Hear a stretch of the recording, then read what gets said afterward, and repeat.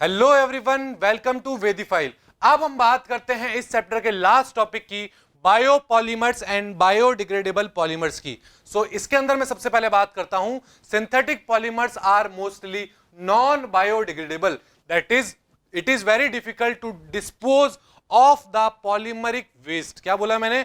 जो हमारे synthetic polymers होते हैं वो मेरे नॉन बायोडिग्रेडेबल होते हैं। क्यों?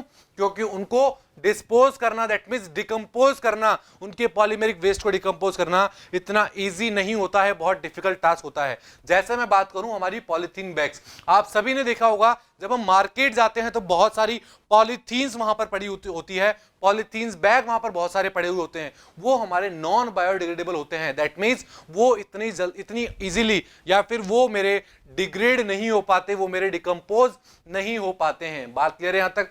Nature has provide us a variety of polymers which can be produced by the biological system in plants and animals। क्या बोला मैंने? नेचर जो है वो हमको बहुत तरह के पॉलीमर्स प्रोवाइड करता है, वो मेरे बायोलॉजिकल सिस्टम में प्लांट्स भी दे सकते हैं और एनिमल्स भी दे सकते हैं। दीज आर कॉल्ड बायोपॉलीमर, उन्हें कहते हैं बायोपॉलीमर। बात क्लियर है? समझ में आया? बायोपॉलीमर क्या होता है? बायोपॉलीमर वो होते हैं जो हमें नेचर से मिलते हैं, जो हमें प्लांट से मिलते हैं, जो हमें एनिमल से मिलते हैं, उन्हें कहा जाता है बायोपॉलीमर। अगर मैं एग्जांपल की बात करूं तो क्या हो जाएगा? जैसे पॉलीसैकेराइड्स हमने पढ़े थे, कौन कौन से? सेलुलोज हमने पढ़ा था, स्टार्च हमने पढ़ा था, ग्लाइकोजन हमने पढ़ा था। ये सब क्या है? ये मेरे पॉलीसैकेराइड्स हैं, और पॉलीसैकेराइड्स मेरे क्या होते हैं? बायोपॉलीमर्स होते हैं। बात क्लियर है? जैसे प्रोटीन्स की मैं बात करूं, न्यूक्लिक एसिड की मैं बात करूं, ये सब मेरे बायोपॉलीमर्स ही हैं। बात क्लियर है? In the biological system these polymers decompose और hydrolyse in the presence of different enzymes. क्या बोला मैंने? ये जो मैंने अभी इतने सारे पॉलीमर की बात करी, पॉलीसैकेराइड, प्रोटीन, न्यूक्लिक एसिड, ये सब क्या होते हैं?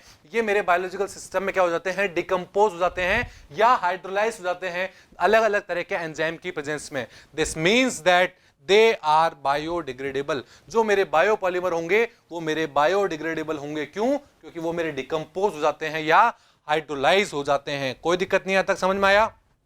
इसी तरह आगे देखिए, aliphatic polyesters are the common example of biodegradable polymers. जो मेरे एलिफेटिक पॉलीएस्टर्स होते हैं वो किसका एग्जांपल है? वो एग्जांपल है मेरे बायोडिग्रेडेबल पॉलीमर्स के। So it is a copolymer of 3 hydroxy butanoic acid and 3 hydroxy pentanoic acid.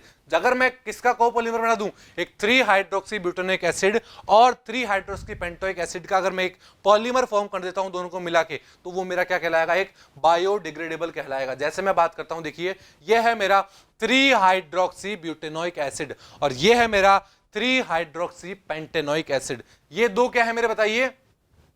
ये दो है मेरे एलिफेटिक हाइड्रोकार्बन से मेरी। बात क्लियर है? अब इनके बीच में मैं क्या करूंगा, बताइए? इन दोनों के बीच में अगर मैं पॉलीमराइजेशन करा देता हूं, इन दोनों को पॉलीमराइज करा देता हूं, तो मुझे एक इस तरह का पॉलीमर फॉर्म होता हुआ दिख जाएगा और ये मेरे बायोडिग्रेडेबल पॉलीमर है। बात क्लियर है? इसमें आप ये एन देख पा रहे हो, पूरे पार्ट के बाहर एन लिखा हुआ है, दैट मींस ये मेरी रिपीटिंग यूनिट है जो बार बार क्या होगी? रिपीट होगी। बात क्लियर है? इसी तरह मैं एक और एग्जांपल की बात करूं तो हो जाएगा नाइलॉन 2 नाइलॉन 6। ये क्या है मेरा? ये भी एक मेरा बायोडिग्रेडेबल पॉलीमर है। कैसे? It is an alternating polyamides copolymer of glycine and aminocorpic acid। क्या बोला मैंने? ग्लाइसिन और अमीनोकॉर्पिक एसिड का क्या है? एक ये मेरा एक कोपॉलीमर है। जैसे मैं बात करूं, ये है मेरा ग्लाइसिन। ग्लाइसिन क्या होता है?